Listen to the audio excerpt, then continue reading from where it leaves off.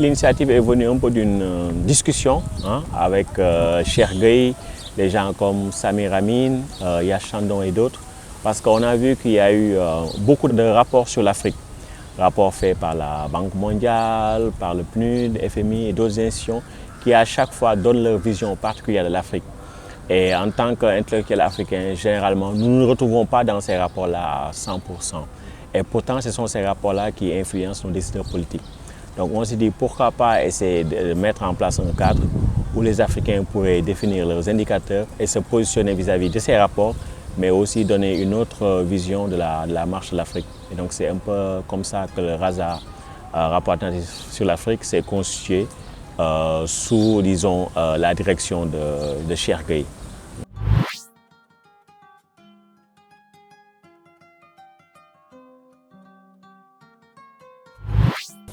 C'est sûr que ce n'est jamais évident, mais bon, c'est un espace qu'il fallait essayer d'occuper. Et l'avantage qu'on a parfois, c'est que dans le monde de la recherche en Afrique, beaucoup de chercheurs quand même sont des panafricanistes, sont des militants. Et donc quand on les interpelle sur ce qui concerne l'Afrique, généralement, voilà, ils se donnent corps et âme, donc ils sont partants. Et donc c'est ce qui a un peu facilité les choses. Il y a eu beaucoup de réunions de coordination. À Dakar, Cheikh a fait des déplacements et donc petit à petit un noyau dur s'est constitué et bon, on a pu faire le draft 0 et par la suite bon, le rapport numéro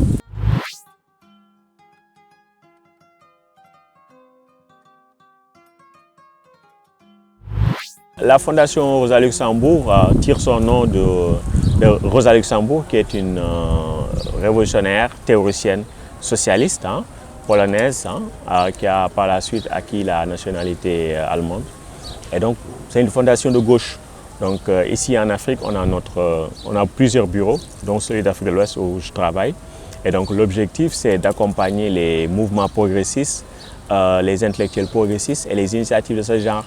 Parce que si on est convaincu par la solidarité internationale, il faudrait aussi travailler partout avec des forces qui, en fait, participent en tout cas à travers leurs réflexions, leurs actions à l'autodétermination des peuples. Et donc c'est ce que la Fondation Rosa Luxembourg a vu dans le projet Rapport alternatif sur l'Afrique. C'est pourquoi elle a voulu l'accompagner depuis les débuts. Et aussi, bon, le rapport a été bien perçu, disons, à Berlin où nous avons notre siège. Parce que pour une fois, on voit que les Africains, les intellectuels africains se positionnent sur des questions majeures en donnant leur propre perspective. Et parfois, c'est important quand même que ceux qui sont ailleurs puissent savoir ce que les Africains pensent.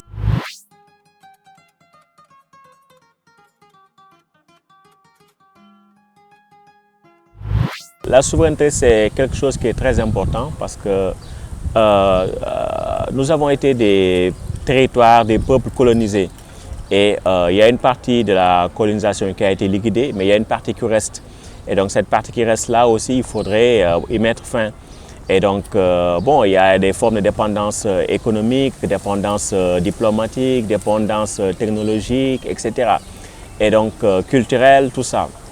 Et donc ce rapport-là, numéro 1, a fait le point sur tout ça et aussi a essayé de montrer dans le cadre d'un débat ouvert, parce que souvent, il y a des positions divergentes et c'est reflété dans le rapport pour dire quelles pourraient être les voies pour que l'Afrique ait beaucoup plus de souveraineté.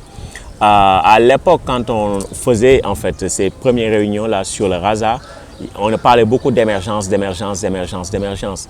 Et Samir Amin qui participait, il disait faites attention. Quand la Banque mondiale parle d'émergence, c'est les marchés émergents. Donc, bon, des marchés qu'il faut peut-être mettre, organisés pour le bénéfice de la finance internationale. Mais ce qu'il faut, c'est des sociétés émergentes, souveraines. Et donc, c'est dans cette voie que le RASA s'est inscrit.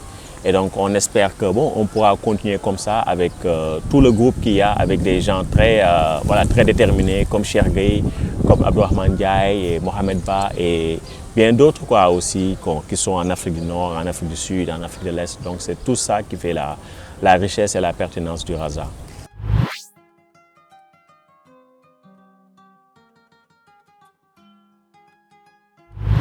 La souveraineté, c'est un terme pertinent parce qu'on a vu, par exemple, avec la pandémie, quand il y a eu des difficultés, les pays riches ont fermé leurs frontières, n'ont pas donné d'aide financière et même pour partager les vaccins, ils n'ont pas voulu. Donc ça veut dire que quand vous avez des difficultés, les autres ne vont pas vous aider.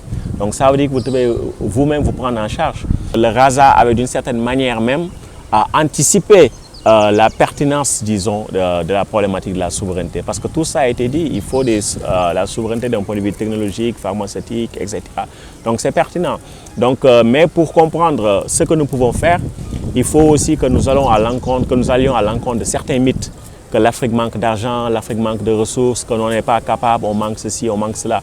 Parce que généralement dans ces rapports-là, c'est la rhétorique du manque. L'Afrique n'a pas ceci, l'Afrique est corrompue. Donc il faut revoir tout ça, donner un autre discours qui permette d'émanciper les Africains, de donner confiance aux Africains et qu'on sache que nous avons notre destin en main. Ici, en étant solidaires et en étant rigoureux dans le travail, on peut participer à un développement rapide du continent et qui soit bénéfique pour toute la population. Ça, c'est le message du RASA.